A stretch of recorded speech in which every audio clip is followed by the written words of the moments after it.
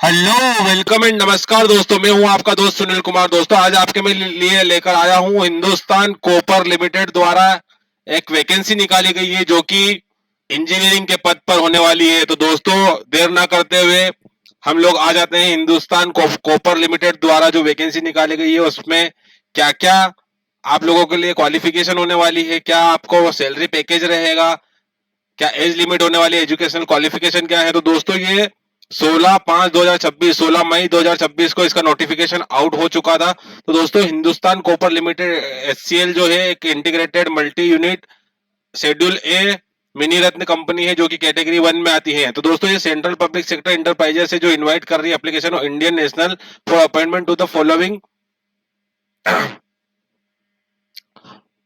Post. तो दोस्तों इसमें हम लोग देख लेते हैं कि डिसिप्लिन क्या है। तो माइनिंग के अंदर रहेगा, जियोलॉजी के लिए अंदर रहेगा, एनवायरनमेंट मैनेजमेंट के लिए रहेगा, सेफ्टी एंड फायर के लिए रहेगा। तो दोस्तों हम पोस्ट की अगर बात करें यहाँ पर तो टोटल यहाँ पर 12 पोस्ट है, यहाँ पर दे रखा है कैटेगरी वाइज इन्होंने पोस्ट डिफाइन कर रखी है। जनरल में क्या है, ओबीसी एससी एसटी तो सभी के लिए दोस्तों। तो जियोलॉजी की बात करें तो यहाँ पर 5 वैकेंसी, एनवायरनमेंट मैनेजमेंट के लिए 3 वैकेंसी है, सोसाइटी सेफ्टी एंड फायर के लिए 4 वैकेंसी है, कॉन्सेंट्रेटर के लिए दोस्तों 3 वैकेंसी है, इलेक्ट्रिकल के लिए यहाँ पर 4 वैकेंसी 9 वैकेंसी है टोटल।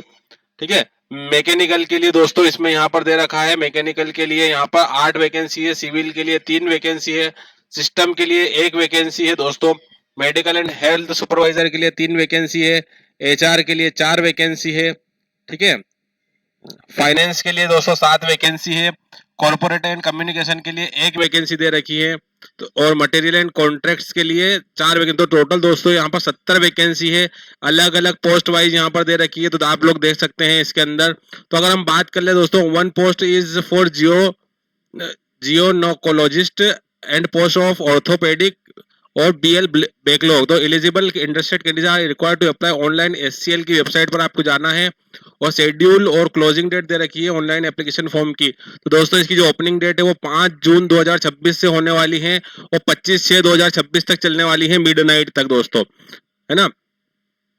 अब हम इसमें बात कर लेते हैं दोस्तों अलग अलग चीजों की। तो देखो माइनिंग के लिए इन्होंने क्या क्वालिफिकेशन मांगी है, तो बैचलर डिग्री मांगी है माइनर इंजीनियरिंग में। ठीक है, या बैचलर डिग्री होनी चाहिए किसी भी माइनिंग इंजीनियरिंग में फर्स्ट क्लास, है ना। और अगर आप लोगों के पास एक्सपीरियंस है तो वो भी आप लोग लगा सकते हैं दोस्तों। इसके बाद हम बात करते हैं जियोलॉजी। तो पोस्ट ग्रेजुएशन डिग्री होनी चाहिए जियोलॉजी में। ठीक है, ये क्वालिफिकेशन दे रखी है यहाँ पर। ठीक है, अगर हम बात करते हैं इन्वायरमेंट मैनेजमेंट के लिए तो बैचलर डिग्री इन्वायरमेंट इंजीनियरिंग में आपके पास होनी चाहिए। उसके बाद करते हैं हम बात सेफ्टी एंड फायर के लिए। ठीक है, तो सेफ्टी एंड फायर के लिए आपके पास बैचलर डिग्री इंजीनियरिंग में होनी चाहिए।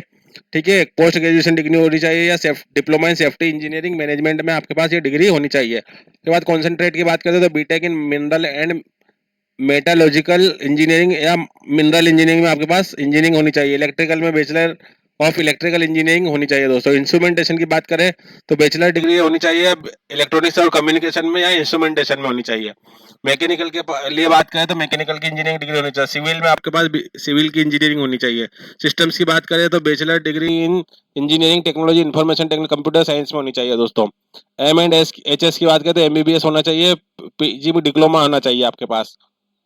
ठीक है, एचआर की बात करें तो बैचलर डिग्री और arts commerce science engineering professional studies में होनी चाहिए। फाइनेंस की बात करें तो pass final examination institute chartered accountant होना चाहिए दोस्तों। कॉर्पोरेट कम्युनिकेशन की बात करें तो bachelor degree in arts and commerce and professional studies में होनी चाहिए। मटेरियल कॉन्ट्रैक्ट्स की बात करें तो दोस्तों बैचलर डिग्री होनी चाहिए arts and commerce and science में। ठीक है, इस टाइप से ये आप लोगों को डिग्री दे रखी है। तो किस किस टाइप में किस किस फील्ड में क्या डिग्री चाहिए दोस्तों ये दे रखा है यहाँ पर। अब आपकी जो age experience age limit eligibility है ना, क्वालिफिकेशन, ये 1/5/2026 तक कंसीडर करेंगे। अगर इसके पहले ये सारी चीजें आपके पास है तो आप लोग एलिजिबल है। 1/5/2026 तक आपकी एज जो भी इन्होंने क्राइटेरिया रखा है उससे ज्यादा नहीं होनी चाहिए दोस्तों। ठीक है, तो मैं बता दूंगा। और एक्सपीरियंस भी आपके पास, क्वालिफिकेशन भी आपके पास, डिग्री आ जानी चाहिए। अब हम बात करते हैं दोस्तों एडवाइस पोस्ट ग्रेड। और तो आप देखो E4 के लिए सीनियर मैनेजर की जो पोस्ट है वो है 70,000 से 2 लाख तक है। तो दोस्तों मैक्सिमम एज लिमिट है 47। ठीक है, अगर आपके पास 9 साल का क्वालिफिकेशन है तो आप लोग इसके लिए एलिजिबल है। ठीक है, E3 के लिए 260,000 से 1,80,000, 42 साल से ज्यादा एज नहीं होनी चाहिए। इसमें टोटल एक्सपीरियंस 6 मांगा गया है। देखो फिर डिप्टी मैनेजर है, तो उसके लिए 40 पोस्ट है दोस्तों। 3 साल का एक्सपीरियंस होना चाहिए। अब यहाँ ग्रोस सैलरी की बात करें E3 के लिए तो दोस्तों 1,30,000 है, E2 के लिए 1,12,000 है, E1 के लिए 1,93,400 है। ठीक है, तो ये एज लिमिट और उसका यहाँ पर एक्सपीरियंस मांगा गया है दोस्तों, अलग अलग कैटेगरी वाइज।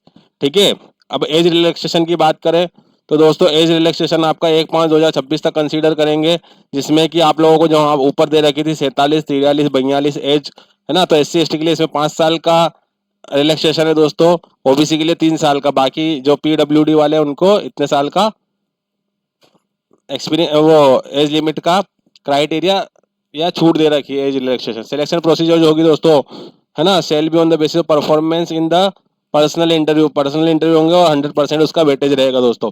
और जोन कंसिडरेशन जो रहेगा, ये लोग डिफरेंट डिफरेंट टाइप्स के जॉब यहाँ पर आप लोगों को जोन देंगे दोस्तों SCL में, है ना। पैकेज भी रहेगा दोस्तों, इसमें क्या क्या रहेगा आपको, DA भी देखो, बेसिक पे तो मिलेगा, उसके बाद इंडस्ट्रियल डियरनेस अलाउंस भी मिलेगा आप लोगों को। ठीक है, पर्क्स अलाउंस भी मिलेगा, UG अलाउंस भी मिलेगा, NPA मिलेगा आपको, NPS एम्प्लॉय कॉन्ट्रीब्यूशन मिलेगा, PF भी मिलेगा। इस तरह से दोस्तों सारी सुविधाएं होने वाली है इसमें, मोबाइल, लैपटॉप, फर्नीचर सब मिलेगा दोस्तों आप लोगों को। ठीक है, रेस्पेक्टिव स्कीम ऑफ SCL के द्वारा जो जो दिए वो सब चीजें मिलेगी आपको। DA भी मिलेगा दोस्तों, है ना। ये आप लोगों को इसमें दे रखा है CTC मिनिमम 24 लाख है, मैक्सिमम 68 लाख है दोस्तों, ये आप लोगों को सैलरी पैकेज इन्होंने बता रखा है। ठीक है, अब appointment candidate required to serve the company for a minimum period of 3 years from the joining of the company. The candidate will require to execute a service agreement bond 3 lakh, तो आपको 3 लाख का सर्विस बॉन्ड एग्रीमेंट करना पड़ेगा दोस्तों, और आपको 3 साल तक तो कंपनी में काम करना आप छोड़ नहीं सकते दोस्तों। ठीक है, इसलिए आपसे बॉन्ड करवाएंगे। तो अगर आपका सिलेक्शन हो जाता है तो आप लोगों को कॉल लेटर भेजा जाएगा मेल ID पर डॉक्यूमेंट वेरिफिकेशन के लिए दोस्तों। ये डॉक्यूमेंट क्या क्या होने वाले हैं यहाँ पर बता दिया इन लोगों ने। ये सारे मार्कशीट होनी चाहिए, ये सारी चीजें इसमें होनी चाहिए दोस्तों आपके पास। कैटेगरी वालों के लिए category certificate, SGPA, CGPA, qualification में आप लोगों के पास ये सारी चीजें, मेडिकल फिटनेस भी दे रखा है। अब हम बात करते हैं दोस्तों फीस की। तो जनरल और OBC और EWS के लिए दोस्तों 500 रुपये रखे गए हैं। SC ST PWD कैंडिडेट्स के लिए कोई भी फीस नहीं लगेगी दोस्तों यहाँ पर। ठीक है, तो आप लोग इस पूर्ण रूप से ये ऑनलाइन रहने वाला है। इसमें आप लोग कैसे अप्लाई करना है यहाँ पर दे रखा है पूरा इसके अंदर। अगर आप लोगों को इसका PDF चाहिए तो मैं आप लोगों को PDF भेज दूंगा दोस्तों। अगर आपने अभी तक मेरे चैनल को सब्सक्राइब नहीं किया है तो चैनल को सब्सक्राइब कीजिए और बेल आइकन को प्रेस कीजिए। ठीक है, ताकि ऐसी महत्वपूर्ण जानकारी आप लोगों को टाइम टू टाइम मिलते रहे। तो दोस्तों जो लोग भी इसको अप्लाई करना चाहते हैं जल्द से जल्द अप्लाई कर दीजिए। आपको अगर इसके फॉर्म भरने में कोई दिक्कत आ रही है, कोई परेशानी आ रही है, तो आप लोग मुझे कमेंट बॉक्स में कमेंट कर सकते हैं, ताकि मैं आप लोगों का सॉल्यूशन दे दूं। धन्यवाद दोस्तों, आपका दिन शुभ हो।